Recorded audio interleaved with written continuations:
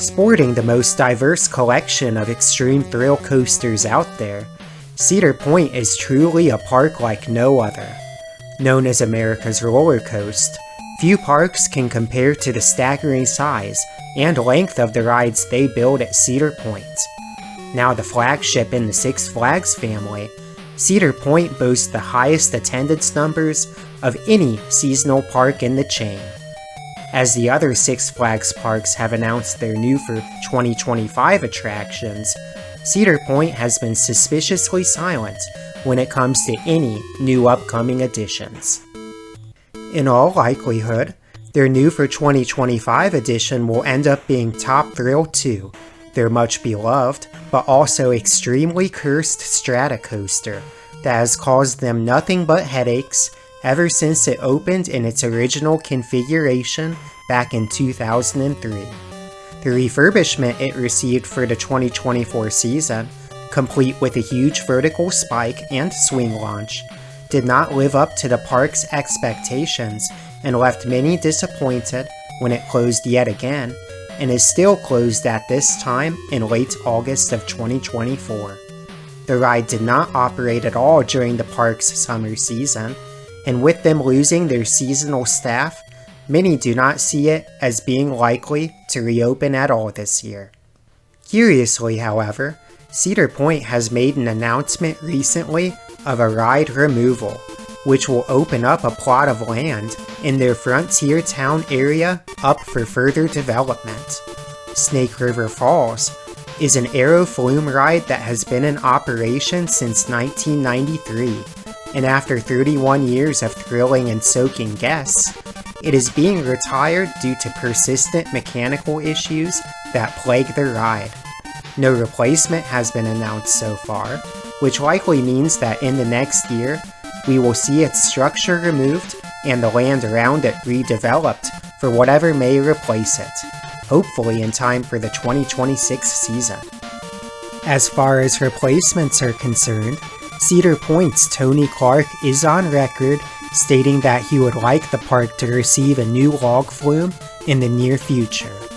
Though I see this as a very likely future addition, I feel that new water rides should be relegated to the Cedar Point Shores Water Park, and that replacing Snake River Falls with a very similar ride in the same location doesn't make a whole lot of sense.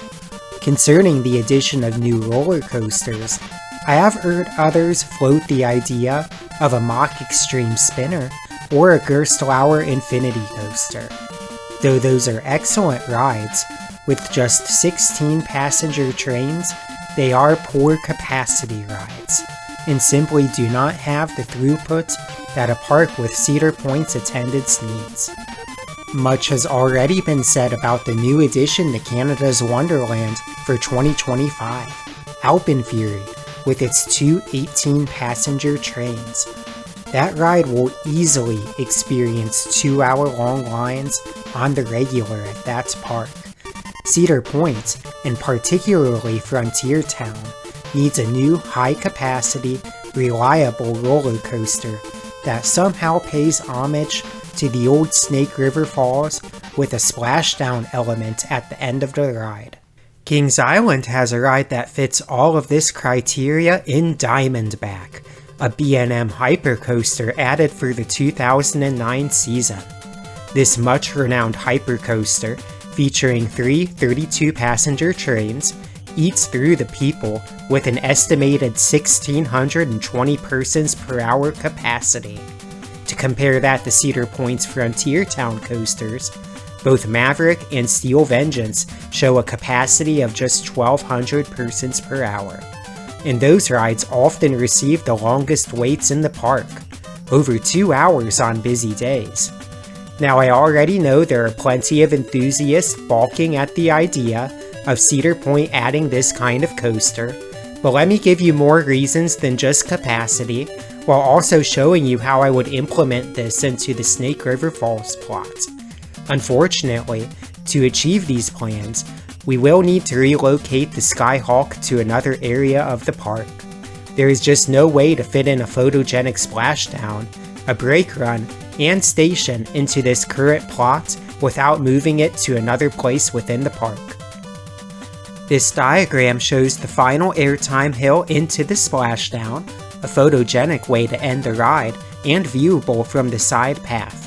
The trains would then come up and go behind that building on the bottom there into the final brakes, with waiting brakes in a station next to the turnaround by Cedar Creek Mine Ride. The lift hill will curve out of the station and follow the Snake River into its first drop. The truly wild thing about this station layout and lift hill path is that we have the space to make this Cedar Point's second Giga Coaster, as long as we implement a twisted first drop. In addition to the possibility of it becoming a new Giga, this ride could interact with Millennium Force throughout Millennium Island, with trains from both rides flying by each other at high speeds.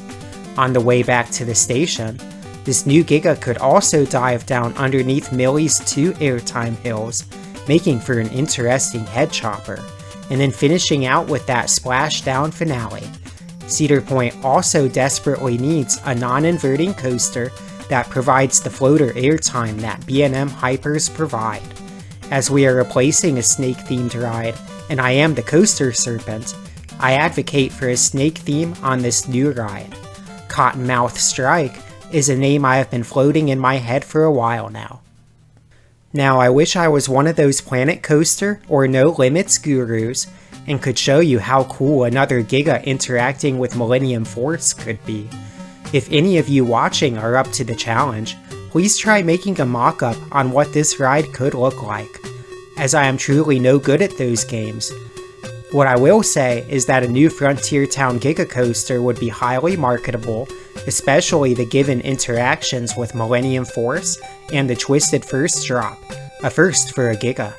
In addition, this would be a reliable new addition that would not require metal detectors and would help relieve some of the pain in Frontier Town, as the 2 extreme coasters there, Maverick and Steel Vengeance, face a lot of downtime in addition to the lines they garner. Frontier Town really needs a people eater more than anything, and no manufacturer can deliver that quite like B&M can. I mentioned Diamondback at Kings Island is the basic blueprint of how I want this new coaster to function, but if it acts more like Fury 325, that would be sure to please the enthusiast crowd as well as the general public visiting the park. As a personal preference, I would like Cedar Point to build this using B&M's 16-row staggered seating trains. These trains are used on Diamondback and make the ride infinitely more re-rideable than the B&Ms that use the 8-row 4-cross seating. Having the front and back of the trains being far away from the train's center of gravity helps add variety to the ride experience in those seats furthest away from the center. Just ride Diamondback and rotate between the front and back rows and you will know what I am talking about. There is a reason why out of the 163 coasters I have currently rode, Diamondback is my favorite ride of all time.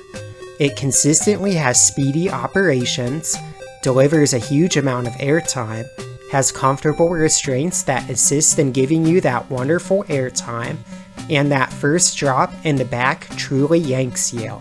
Cedar Point is missing a ride like this that gives good consistent floater airtime, and it would be the perfect addition to the Frontier Town area. This has been the Coaster Serpent. I thank you for watching this video, and if you haven't, like and subscribe for more content in the future.